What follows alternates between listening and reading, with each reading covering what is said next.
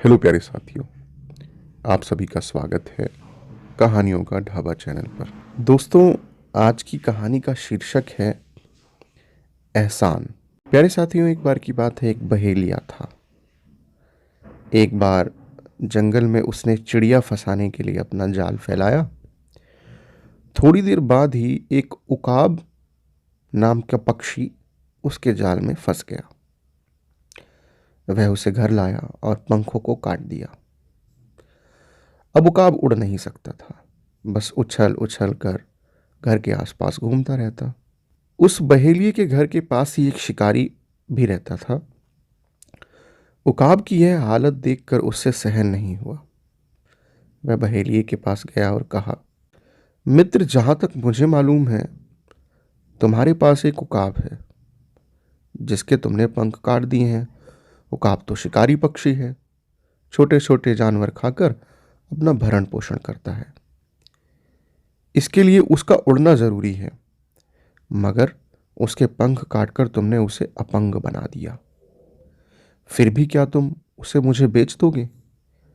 बहेलिये ने, उकाब का कोई काम तो था नहीं, तो उसने कहा कि चलो ठीक है, आप ले लो। यानी कि उसने उस शिकारी की बात को मान लिया और कुछ पैसों के बदले उकाब को उसे दे दिया। शिकारी उकाब को लेकर अपने घर गया और उसकी दवा दारू करने लगा। 2 महीने बीत गए।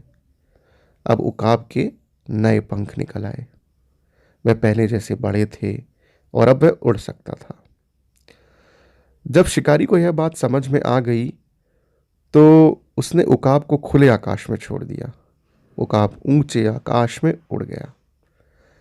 शिकारी यह सब देखकर बहुत प्रसन्न हुआ। उकाब भी बहुत प्रसन्न था और शिकारी का बहुत कृतज्ञ था। अपनी कृतज्ञता प्रकट करने के लिए उकाब एक खरगोश मारकर शिकारी के पास लाया। एक लोमड़ी जो यह सब देख रही थी, लोमड़ी उकाब से बोली, मित्र, जो तुम्हें हानि नहीं पहुंचा सकता उसे प्रसन्न करने से क्या लाभ। इतने में उकाब ने उत्तर दिया, व्यक्ति को हर उस व्यक्ति का एहसान मानना चाहिए जिसने उसकी सहायता की हो, और ऐसे व्यक्तियों से सदैव सावधान रहना चाहिए जो हानि पहुंचा सकते हो।